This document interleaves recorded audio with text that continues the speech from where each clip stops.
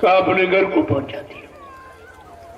ये महापुरुषों का एक एक कथन देखो किस तरह का है, एक एक शब्द कितना मार्मिक है, कितना हृदयग्राही दृश्य है कि अगर छू जाए तो ये काम कर देगी। ये वचन छूने चाहिए। जब वचन तुम्हारे अंतःस्थल को छू के निकलेगी तो हर बार गंदगी को साफ करेगी, हर बार गंदगी के रगड़ मारेगी, गंदगी साफ करेगी।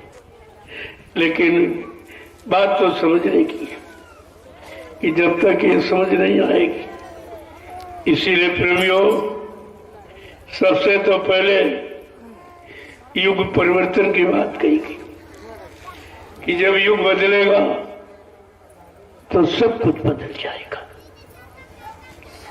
और ये बदलाव परिवर्तन का हिंदुस्तान की धार्मिक धरा से होगा, क्योंकि योग भूमि है। बाकी विश्व में जितने देश सब भोग भूमि के नाम से जाने जाते, लेकिन भारत देश योग भूमि के नाम से जाना जाता का परिवर्तन यहीं से होगा। और आपके बीच में आवाज भी दी गई थी, लेकिन वो आवाज को आप समझ नहीं पाए और समझ के संभल के टिक नहीं पाए।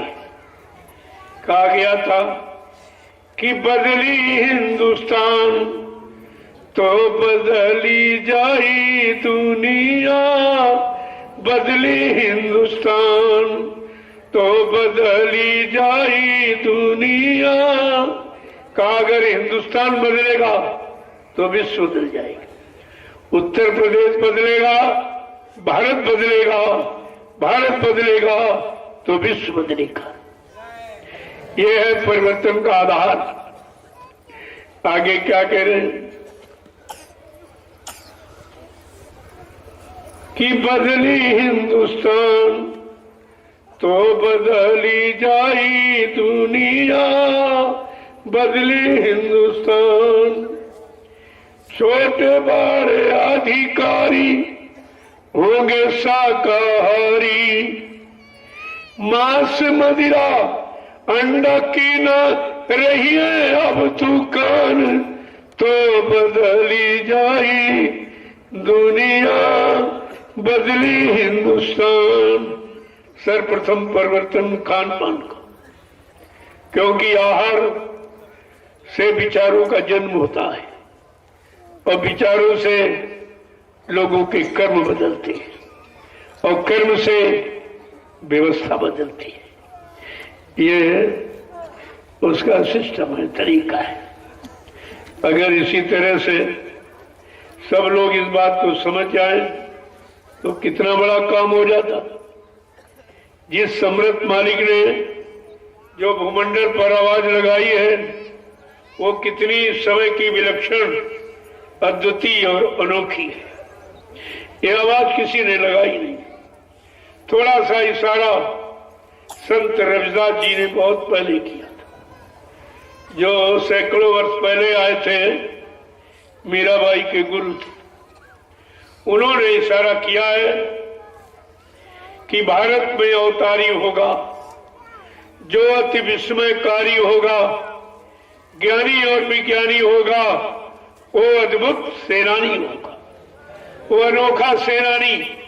ये मारकाट हिंसा करने वाला सेनानी नहीं, वो वैचारिक क्रांति के द्वारा विश्व में विचारों का परिवर्तन कर देगा, सबके विचारों को बदल देगा, सबके खान पान को बदल देगा, सबका देखना सुनना उठना बैठना बोलना चालना सोचना समझना करना कराना ये सब बदल देगा।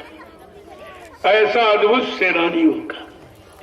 बात महात्माओं की इतनी जल्दी समझ में नहीं आती।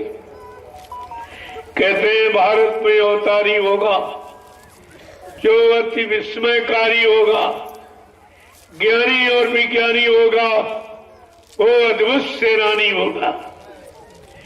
उसका सबसे बड़ा कार्य, सबसे बड़ी लीला उसकी क्या होगी जो सृष्टि में कोई नहीं कर पाया, कि जीते जी कई बार मरेगा, देखो कितना बड़ा ये काम है। क्या जी के कोई मर सकता है? ये स्वेच्छा शक्ति किसी के पास है कि अपनी इच्छा से मर जाए, अपनी इच्छा से जी जाए? ये काम कोई नहीं कर सकता। क्या कह रहे हो रविदास जी? वो अनोखा द्वितीय विलक्षण ऐसा अद्भुत महाकारी महापुरुष होगा, जीते जी कई बार मरेगा और छंदम भेष में वो विचरेगा। वो एक अनोखे भेष में विचरण करेगा। क्या करेगा? छंदम भेष में वो विचरेगा। देश बचाने के लिए होगा एक आवाहन, युग परिवर्तन के लिए चले प्रबल तूफान। तीनों ओर से होगा हमला, देश के अंदर द्रोही घपला और सभी तरफ कोहराम मचेगा।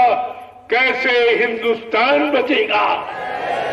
कहा सब द्रोह तो सब घपला करेंगे, यानी खाने के सामान, पीने के सामान, पहनने के सामान, प्रयोग के सारे सामानों में ये घपला करेंगे। देखो कितने दिव्य दृष्टि महापुरुष होते, कितने पहले, और ये सब नक्शा पूरा देख के बता रहे कि ऐसा ऐसा होगा। ऐसा आगे क्या कह रहे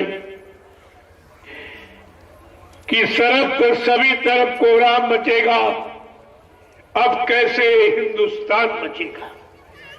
इस समय चारों तरफ कोहराम मचा हुआ है और हिंदुस्तान कैसे बचेगा? ये किसी के पास युक्ति नहीं। तुम्हारा विज्ञान बताता तूफान आने वाला, ये लहर आने वाली, वो लहर, लेकिन तुम्हारा विज्ञान रोकने वाला काम नहीं कर सकता, बताने वाला काम, यानी बता करके आपको भयभीत कर रहा है। अरे अगर डॉक्टर मर्ज बताता रहे तो आदमी तो सुन के मर जाएगा। वो मर्ज छिपा कर दवा बताता, उसका उपचार बताता, समाधान बताता। इस तरह ये तुम्हारा विज्ञान केवल भयभीत कर रहा, ये तूफान आएगा, ये बीमारी आएगी, ये मुसीबत आ रही। अरे जब जान रहे हो, कोई बता भी रहा तो तुम रोक लो उसको। अगर तुम्हारे बस की बात नहीं है तो उन पर सौंप दो जो हमेशा सृष्टि में जो काम किसी ने नहीं किया वो करके दिखाएंगे, वो है संत महापुरुष। लेकिन उनके पास जाने में शर्माते सब, इनको शर्म लगती है। और ये जनता मर रही, इसमें शर्म नहीं, जनता रो रही, इसकी शर्म नहीं, जनता परेशान, मुसीबत आपत्तियों में, संघर्षों में, यानी सब में फंसी पड़ी है, इनमें शर्म नहीं आती। महात्माओं के पास सच्ची युक्ति पूछने और लेने में शर्म आती। तो ये क्या है? अच्छे सच्चे काम में जिसने कीनी शर्म, उसके फूटे कर्म, उसके कर्म ही फूट गए। आगे रविदास जी क्या कह रहे हैं कि नेता, मंत्री और अधिकारी, देखो साफ साफ कह रहे, उन्होंने कोई लवारिस नहीं रखा, कोई डर भय नहीं सत्य कहने में कि जिसने किया है वही इसका भोक्ता बनेगा। नेता, मंत्री और अधिकारी, इनका नाम क्यों लिया जा रहा? कहा जिसने, इन्होंने भारत भूमि सताई, भारत माता को इन्होंने सताया और उसी भारत भूमि पर निर्दोष यानी जीवों की हिंसा करा रहे और उनके मांस की बिक्री करके देश चला रहे। क्या इस मांस की बिक्री से, शराब की बिक्री से मिलने वाला धन, क्या इससे देश चलेगा? देश सुरक्षित रहेगा? परेशानियां हटेंगी कि बढ़ेगी? मुसीबतें आएंगी कि चली जाएंगी? बीमारियां और बढ़ेगी कि घट जाएगी? ये विचार करना चाहिए, क्योंकि राजा के लिए लिखा है कि मतलब यानी बड़े साफ साफ शब्दों में, धर्मी राजा धर्मी प्रजा। अगर राजा धार्मिक होगा तो अपनी प्रजा में धर्म का प्रचार कराएगा, धर्म को बढ़ावा देगा, अधर्म का धीरे धीरे यानी खात्मा हो जाएगा, समाप्ति हो जाएगी, लेकिन धर्म का की समाप्ति हो रही और अधर्म का बढ़ावा हो रहा। ये तो सब उल्टा हो रहा। बड़े साफ शब्दों में महापुरुषों ने इशारा कर किया है कि राजनीति बिन धन धर्मा और प्रभु समर पे बिन सत्कर्मा। राजनीति बिना धार्मिक धन की, और ये शराब बेचकर मुर्गा मीट विदेश में सप्लाई करके पैसा पैदा करके कहते बड़ी मुनाफा है, बड़ा लाभ है, उससे धन यानी राज को चलाना चाहते हैं। लेकिन संत गोस्वामी जी महाराज रामचरितमानस में क्या कहते हैं? यानी कि राजनीति बिन धन धर्मा, राजनीति बिना धार्मिक लोगों के यानी सच्चे ईमानदार शाकाहारी सदाचारी चरित्रवान ऐसे लोगों से राजनीति व्यवस्था चलेगी। भारत की राजनीति के बारे में संत गोस्वामी जी महाराज का अनुभव रामचरितमानस के माध्यम से आपको पढ़ना चाहिए, समझना चाहिए और लेना चाहिए, और इसी पर दृढ़ता मजबूती से खड़ा होना चाहिए। लेकिन कुछ नहीं, जब धार्मिक पुरुषों के और धार्मिक कमाई के बिना भारत जैसे धार्मिक देश की राजनीति नहीं चलाई जा सकती, बिना इसके नहीं चलेगी। तो सब उल्टा हो रहा, कोई बात नहीं मान रहा। गोस्वामी महाराज ने ये भी लिखा है, जो कलयुग में संत महापुरुषों की बात को नहीं माना जाएगा तो परिणाम क्या होगा कि साधु ज्ञा का फल ऐसा और जरे नगर अनाथ कर जैसा। साधु संत महात्माओं की आज्ञा का उल्लंघन जो परमार समाज देश राष्ट्र मुल्क जातियां करेगी वो जल करके राख हो जाएगी। देखो कितना परिणाम बुरा बताया जा रहा। क्या इसको ये लोग नहीं पढ़ते हैं? अपने को धार्मिक कहते हैं, श्री राम का पुजारी कहते हैं, और रामचरितमानस जो श्री राम पर आधारित है उसको एक भी बात नहीं मानते। राम को मानते लेकिन राम की नहीं मानते, रामायण को मानते रामायण की नहीं मानती, मंदिर को मानते मंदिर की नहीं मानती। तो अभी लाभ कैसे मिलेगा?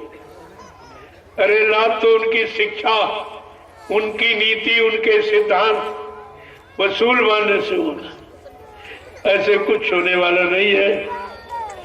और रविदास जी और भी कुछ कह रहे हैं कि जिन्होंने इस भारत माँ को सताया, जिसने भारत माँ सताई, जिसने इसकी खरी लुटाई, नेता मंत्री और अधिकारी, इनको जान बचाना होगा भारी। एक दिन ये सब मैदान छोड़ के भागेंगे और अपने अपने घरों में छिपेंगे। लेकिन महापुरुष क्या करेगा?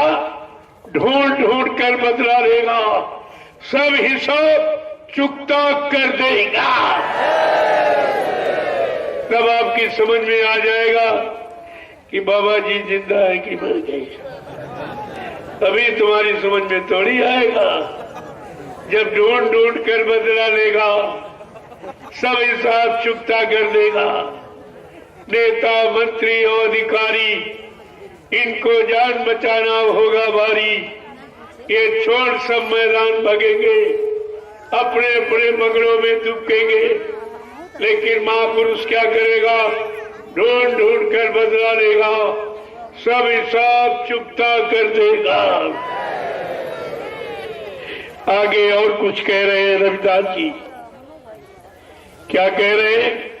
चीन अरब की धुरी बनेगी, विध्वंसक ताकत उभरेगी, सभी तरफ संगीन लड़ाई, घाटे में होंगे ईसाई। और क्या कह रहे हैं? इटली से कोहराम मचेगा।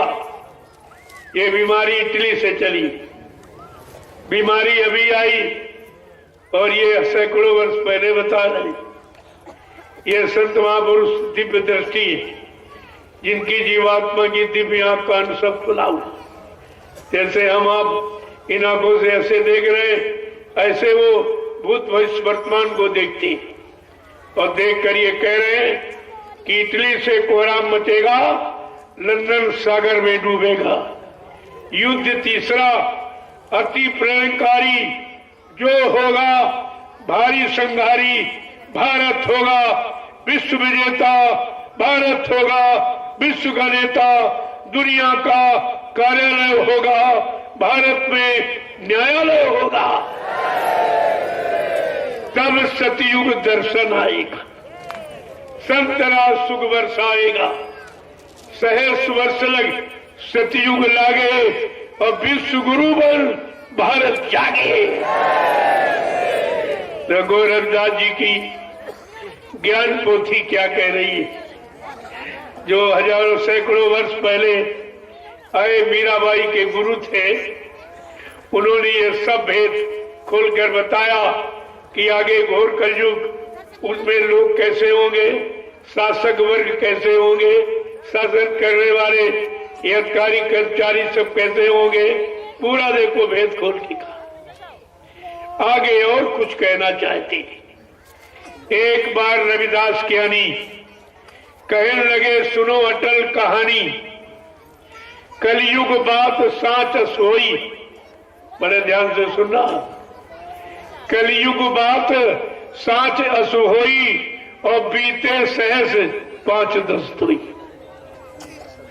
देखो कितना 1000 और 7-15 तो 1-18 साफ साफ शब्दों में कह रहे 17 के बाद एक लीला, एक खेल होगा जिसको स्वार्थी लोभी लालची छिपाने की कोशिश करेंगे। बहकावे भरमावे का सब स्वार्थ के कारण अपने स्वार्थ लोभ लालच के लिए उस सत्य आवाज को छिपाएंगे, उस सत्य सत्पुरुष को छिपाएंगे।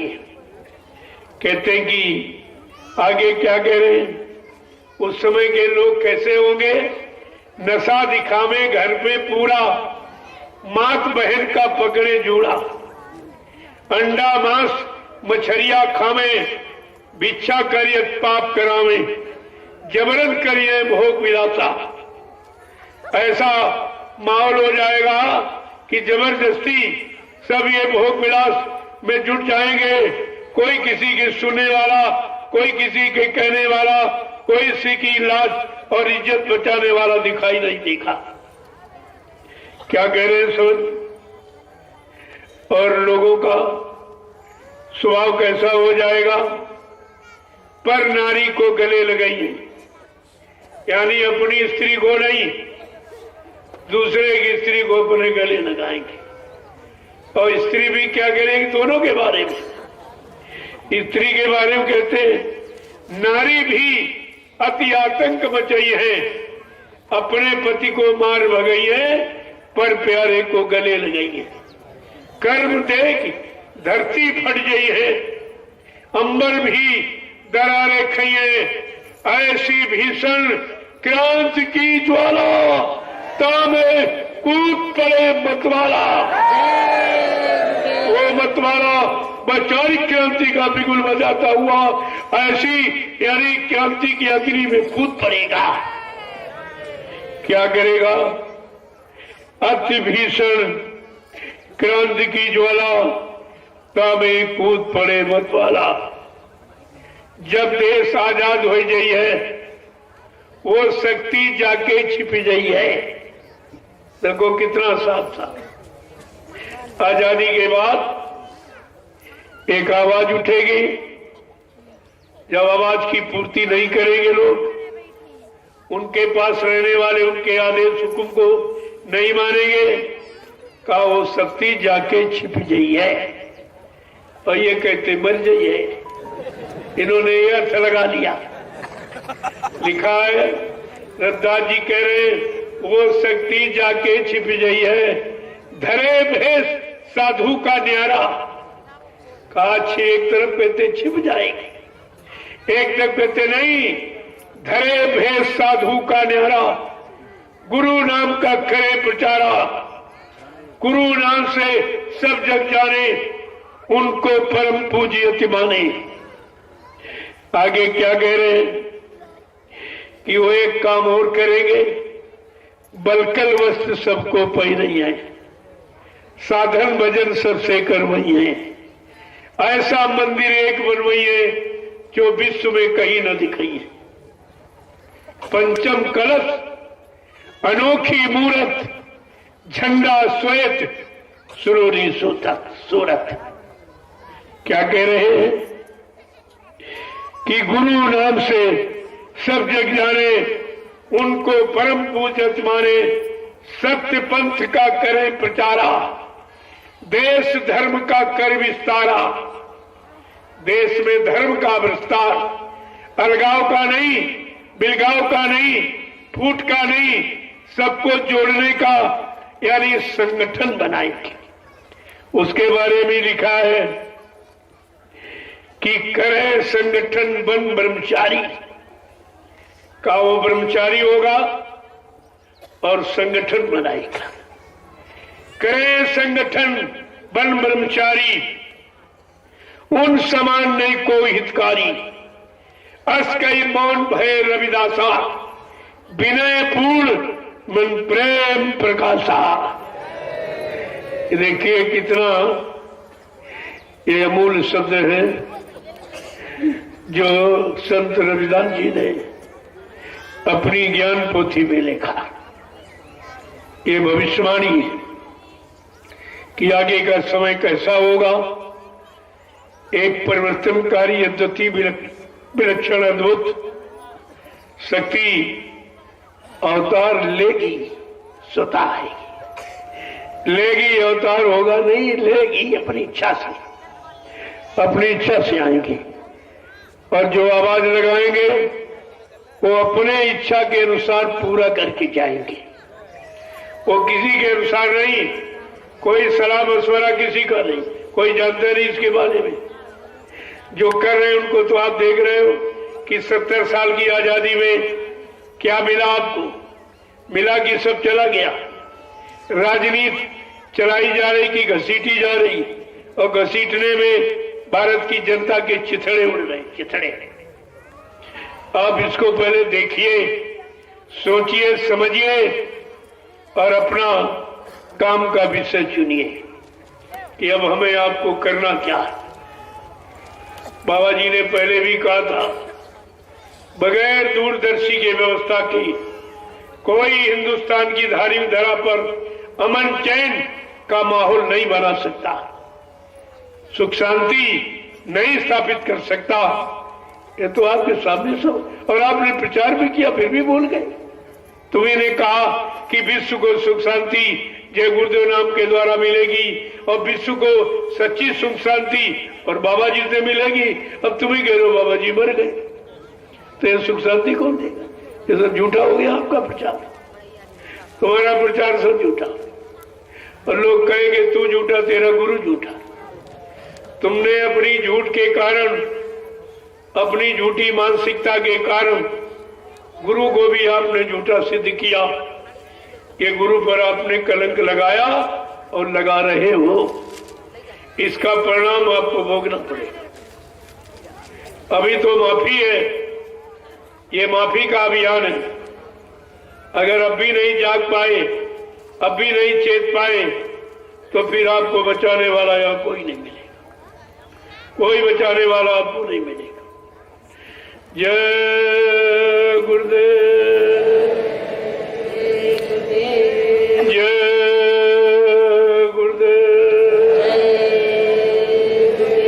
जय गुरुदेव,